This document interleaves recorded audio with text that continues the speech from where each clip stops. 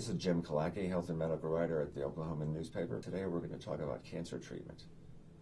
And we have a doctor who knows more about that than just most people. Do a lot of people from Oklahoma, do they leave the state to go elsewhere for cancer treatment these days?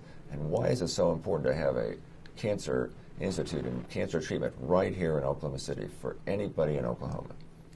I think that there are a lot of states that citizens have left and gone to some larger cancer institutes in the past. The National Cancer Institute is recognized as one of its goals is to create centers of excellence more spread throughout the country so that people don't have to drive as far. When you look at modern day cancer therapy, it can be very complex, it can be very time consuming, and to have to leave your home, your support system, to go to another state isn't just an extra burden. What is the state of cancer treatment these days? And what role does the OU Cancer Institute have in that? Well, cancer is unfortunately a disease which we have not made a lot of headway against in the past 50 years. It now ranks number 2 in cause of death for American citizens, only behind heart disease. It's actually number 1 cause of death for people under the age of 85. And in Oklahoma, 1 out of every 3 Oklahoma women and 1 out of every 2 Oklahoma men will be diagnosed with cancer at some time in their life. What are the types of cancers affecting Oklahomans, the numbers and the types of cancers that are killing a lot of Oklahomans? Well, our biggest cancer from the standpoint of mortality or death is lung cancer, and that's true for both men and women.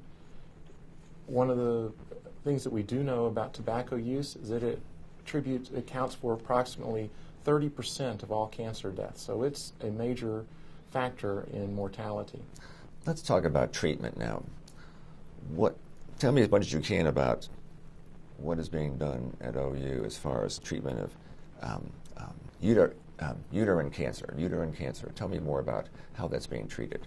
Well, uterine cancer is a very common cancer for women. It's about the number 4th most common cause of cancer in women, and we see a fair amount of that in Oklahoma. One of the things that uterine cancer allows itself to be, because of its location, is to be approached with some newer surgical techniques, minimally invasive or laparoscopic techniques, which substantially reduce the amount of recovery time that's needed in the hospital, as well as complications after surgery. So that's a type of cancer where we've been able to apply some of the latest technology in surgery. What about pancreatic cancer? What are some of the things done for treatment in that area? Well, pancreatic cancer is a very difficult cancer to treat, and it has been for a long time. Still to this day, unfortunately, less than 10% of patients who have pancreatic cancer are going to be cured of their disease. We are working hard to come up with new strategies. There are new surgical techniques which have taken some of the older, more complex surgical techniques, such as the Whipple procedure. Those are now being done with some newer technology. They can be done faster with less complications for the patient. Yeah, what is the Whipple procedure, and how have you taken that and gone further with that? Now, the Whipple procedure is difficult because you're removing the pancreas, which is a vital organ in the body, or a portion of the pancreas. The key then is restructuring or reconnecting things internally. There are some new agents that are used internally during surgery to help seal off the pancreas and to reduce the complications. I will say that the future for pancreatic cancer probably lies in a more targeted therapy. What does that mean, targeted therapy? Well, I think that we're all familiar with, and we've all had family members or friends that have had chemotherapy or radiation therapy or even surgery for cancer. And those, by and large, affect large parts of the body. As an example, if I give you chemotherapy, it goes throughout your body, and yes, it does kill cancer cells, but it also has side effects and harsh activities on your body's normal cells. So that's non-targeted therapy. That's a therapy which will impact both the cancer and your body's normal cells. Targeted therapy is an effort to direct the effect of the therapy only to the cancer cells. What about some of the well-known cancers that are in women? Certainly we have lung cancer for men and women, bladder cancer. Tell me some of the newest ways of treating those cancers that's being done at the Institute.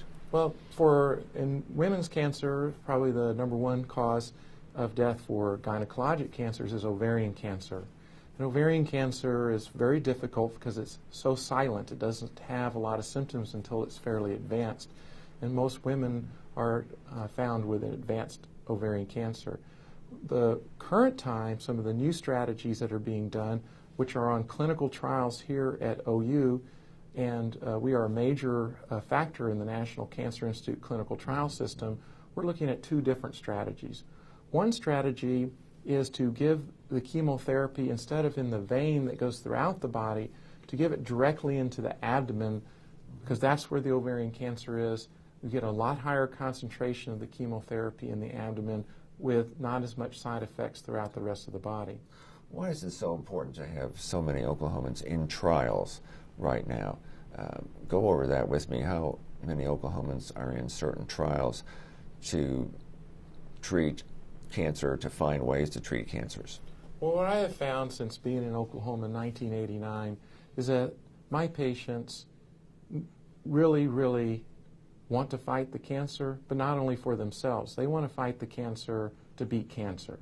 And they want to help their fellow citizens, their daughter, their sisters, their mothers fight cancer as well.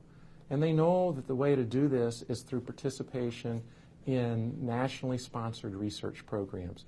We're not going to, today, Jim, at this point in time, still, if you get a diagnosis of cancer in the United States of America, and we have the most advanced medical system in the world, you have a 40% chance of dying from that cancer. We've got a long ways to go. And the way we make improvement is through clinical research trials. Why don't you explain it to me very briefly? What is a clinical research trial, and how does that help with finding treatments for cancer? Well, one of the things that a comprehensive cancer institute is charged with, like OU Cancer Institute, is to take ideas which are discovered in the laboratory, and that everybody kind of thinks of as research, basic research. I have found a new gene or a new protein or a new pathway. But the real challenge is to now translate that piece of information into something that can be used in a human to fight the cancer. And that is called translational research and clinical research. So translational research is taking that idea from the laboratory and packaging it into something that can be given to a human. And then clinical research is now taking that package and applying it to a population of humans and then seeing if they do better than with our traditional therapies. This is such an important topic. As a matter of fact, I'll make a commentary for this, that on Friday, September the 5th, the three major networks, ABC, NBC, and CBS, are simulcasting a program at 7 p.m. that's called Stand Up to Cancer. And this is a program which is specifically designed to answer that question. Why is it so important that we do translational research and clinical research, and how can we support that effort? Where do you see the future of cancer treatment in 5 years, for one, and then 10 years for another? Where is cancer treatment? Explain that to our audience. Where is it 5 years from now, 10 years from now, and then we'll close? I think that cancer treatment up to this point in time has traditionally been at the end game. In other words, we find the cancer after it's already fairly advanced, or that maybe has spread to other parts of the body. It's very difficult to control when that happens. I think the future is twofold. Number one, I think the future will be more targeted therapy. Therapy where we try to identify unique attributes of cancer cells and then target those cells, maybe by developing, let's say, an antibody to that cancer cell. And then to that antibody, I can attach a radioactive molecule or a chemotherapy molecule, and it can go only to the cancer cell. that's, I think, targeted therapy. Also looking for unique pathways, protein pathways within the cells, and then I can design a drug to only affect that pathway. I think another 10 years from now, hopefully we'll be at a point where we can start screening and catching cancers a lot earlier. The reality is we are in a time of American science where taking samples of the blood, I can learn so much more about the health of your body than I could even 5 years ago. And it's because of a whole field called proteomics, and it's looking at the proteins in your blood system. And what we know is that very, very early on, cancers will signal, your body picks up these signals that something's not quite right. And if we can find that and catch the cancer earlier, we're going to have a much better chance of controlling it and curing it. One of the things that interests me are vaccines. Do you see a future in cancer treatment for vaccines? I think vaccines play a couple of roles. As I'm sure a lot of people are aware, one of those is in prevention of cancer. Cervical cancer, we know, is caused almost exclusively by a virus. We have now developed a vaccine against that virus, and it is available today. That is the first vaccine that has been available to prevent cancer, and that is something that should be strongly looked at by all young women to get a vaccination against this virus. There's also what we call treatment vaccines, and what we do know is that the body's immune system is a major reason that we control cancer. And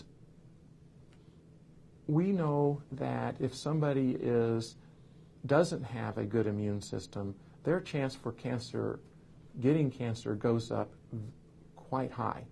So one of the strategies for the future is to ensure that our immune system is activated against cancer cells. And that's a type of vaccination. So we're doing a lot of research right now. We're doing a lot of it actually here in Oklahoma, looking at creating vaccines that are specific to the patient, and then trying to turn that patient's immune system on to fight the cancer. What would be just an example of that? One more example of a vaccine helping in the fight against cancer. Well, I think one of the areas that we're working on is with cervical cancer, not preventing cervical cancer, but once a patient has cervical cancer, to then create a vaccine against that specific cancer product. Doctor, thank you so much. It's my We'll pleasure. keep in touch. Thank you.